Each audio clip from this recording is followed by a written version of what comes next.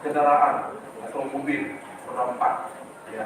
Kita melihat bagaimana perkembangannya hingga saat ini, mulai dari hal yang sangat sederhana, ya, hingga modern.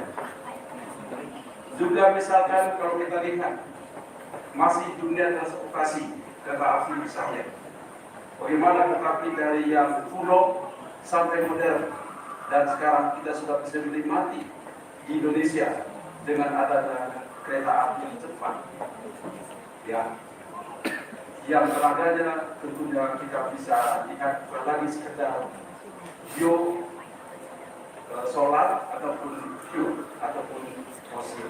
Ya.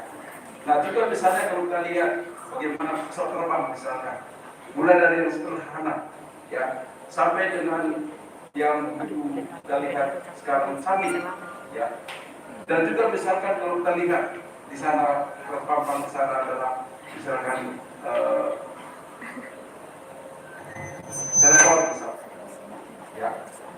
Nah mungkin saudara masih ingat bagaimana dulu pertama-tama kita lihat ada telepon yang begitu sederhana sampai sekarang mungkin ini semacam barang antik, gitu ya.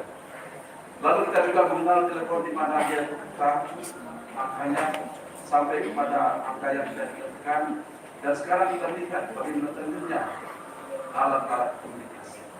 Ya. Nah, jadi memang segala sesuatu berubah, termasuk kita juga semua berubah. Mulai dari kita lahir bayi sampai dengan kita dalam masa usia yang muda. Ini satu perubahan yang tidak bisa kita hindari, atau katakanlah ini adalah natural kita atau alami kita, ya. Nah juga misalnya di sini kita lihat juga di sini tadi alat kalkulasi yang begitu maju. Kita tidak bisa bayangkan, tidak usah jauh-jauh 10 tahun lalu. Saya tidak bisa bayangkan bagaimana sekarang dengan satu benda kecil yang kita sebut handphone atau telepon genggam yang rata-rata kita memiliki. Dengan ini kita bisa bebas memperoleh apa saja, mau pesan makanan, mau pesan tiket, pesan apa saja, tinggal sediakan saja uangnya. Itu memang masalah utama. Tapi apa saja rasanya kita bisa dengan ini, dengan pada kecil yang pasti Bapak Ibu sekarang miliki, dan mungkin pasti ada sekarang di dompet atau di tas atau di kantong.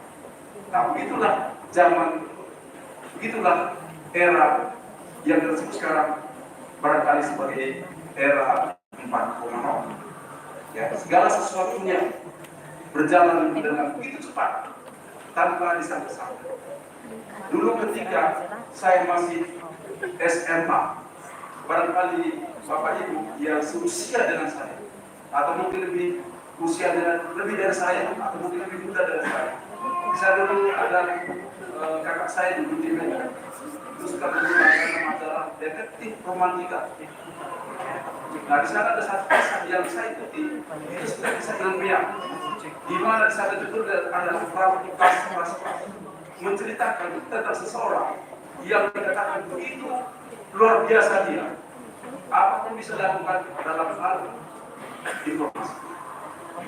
Suatu hari dikatakan dia berada di Amerika Serikat dan dia seorang pemimpin, lalu butuh tanda tangannya, lalu dengan teknik tertentu, maka tidak usah nunggu sampai 1 jam, 2 menit, langsung tanda tangannya dapat diperoleh.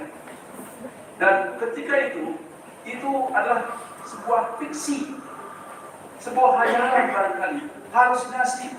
Bagaimana mungkin seorang di Amerika Serikat dalam tempo 1 menit saya bisa peroleh tanda tangan dia? Habis sekarang, saya tetap sering masalah saya di sini tadi malam juga Pak, saya sebetulnya saya ini harus ini tentang bau produk, langsung saja yang kita sebut tanda tangan kan. Jadi ternyata apa saya baca 20 tahun lalu, 30 tahun lalu, kelas itu bukan halusinasi, tapi itu adalah satu fakta real, bahkan lebih daripada itu. Itulah cara. Ya. Nah,